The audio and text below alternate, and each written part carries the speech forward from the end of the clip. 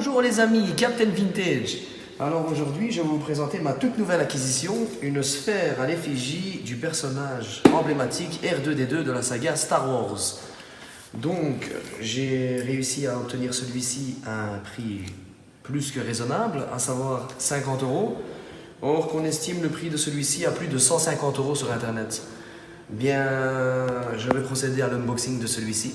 A tout de suite. Vous voyez, la boîte est bien faite. Voilà. Hop. Elle se compose d'un manuel Star Wars. J'ai essayé d'ouvrir celui-ci, mais je ne vous cache pas qu'il ne sert pas à grand chose. C'est toute une notice, on a l'impression qu'on va prendre un sirop pour la toux. Alors qu'en soi, même un gamin de 5 ans pourrait faire fonctionner le droïde sans ceci.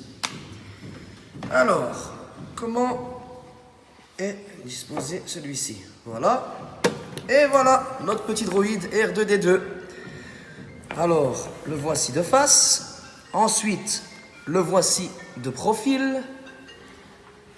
Comme vous pouvez le constater, il y a même le projecteur. Mais bon, il va de soi que celui-ci ne projette rien. Ça aurait inclus que le montant aurait été quand même un chouïa plus élevé. La coupole a l'air d'être en acier ou en métal, mais non, celle-ci est en plastique. Alors, celui-ci dispose de 2 pieds avec des chenilles afin qu'il puisse avancer. Et celui-ci qui descend à partir du moment où le robot est en connexion Bluetooth avec votre téléphone. Oui, il faut savoir que les sphéros, justement, ne fonctionnent pas avec batterie et ne fonctionnent pas avec pile, mais ils sont connectés avec votre téléphone. Donc, c'est fonctionnel avec Android, c'est fonctionnel également sur Apple. Voilà. Alors voilà les amis, nous allons essayer de faire fonctionner celui-ci. Il suffit simplement de vous diriger vers Google Play et vous télécharger l'application R2-D2. C'est une application qui fait grosso modo 120 MB, donc c'est pas très gros, ça prend pas trop de mémoire dans le GSM. Une fois l'application installée, le R2-D2 est à vous, je dirais. À savoir que vous pourrez le manipuler de toutes les manières que vous voulez. Alors, il y a un mode du R2-D2 qui permet également de regarder n'importe quel film Star Wars, et dès que celui-ci apparemment entend le son ou la voix de Dark Vador, ben il tombe par terre ou il s'énerve. Voilà quoi. Donc c'est une sorte de petite... je sais pas si c'est une intelligence artificielle ou si celui-ci est justement un système programmé pour qu'il puisse faire ça, mais en tout cas voilà, il le fait. On regarde un film Star Wars, il réagit à la voix de Dark Vador, il réagit à la voix de Luke Skywalker ou d'Anakin Skywalker, ce qui n'est quand même pas mal. Alors, je vais vous présenter cette application. Donc, je vais lancer celle-ci sur mon smartphone. C'est parti. Voilà. Alors, oups. Voilà, ça ressemble à ceci.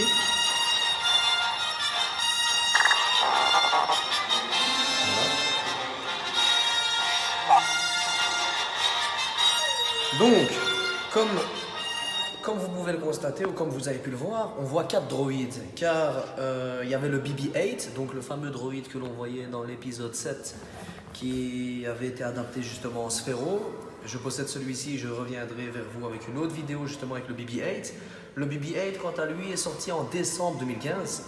Donc c'était la première sphéro qui avait été lancée à l'effigie de Star Wars. Et maintenant, justement, ils sont passés, ils ont mis les bouchées doubles et ils ont lancé le R2-D2 ainsi que 2 droïdes, de l'Empire. Bon, je reviens sur l'application, je la relance. Hop là. Alors, très simple. On clique sur le R2-D2. Voilà. Connexion. Il faut attendre justement que le petit droïde apparaisse sur votre écran. Une fois celui-ci apparaît, voilà, cela veut dire que le Bluetooth a détecté ou justement que celui-ci est apparu à votre GSM. Hop, c'est parti.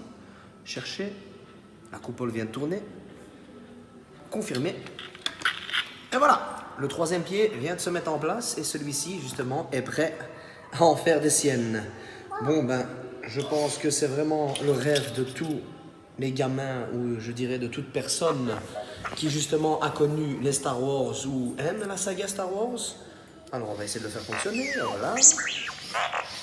Super. Alors, il y a aussi un mode apparemment programmation. Vous pouvez programmer celui-ci et il évite tous les obstacles qui se mettent en travers de sa route. Voilà, comme vous le voyez, c'est vraiment génial.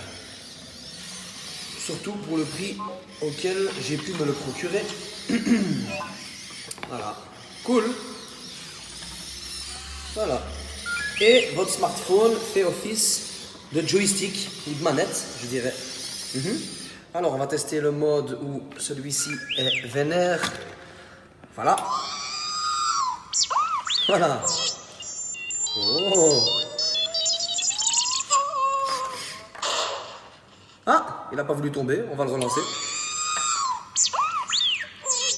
Il va bien tomber quand même.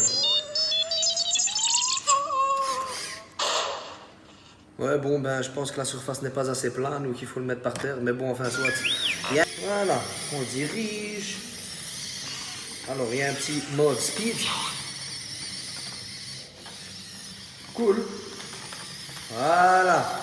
Je reviens chez papa.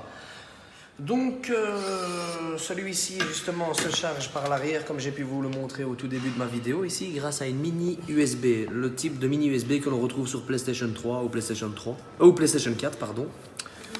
Donc voilà, sur ce, je vous dis à bientôt et Captain Vintage revient vers vous avec de nouvelles vidéos. Tchuss!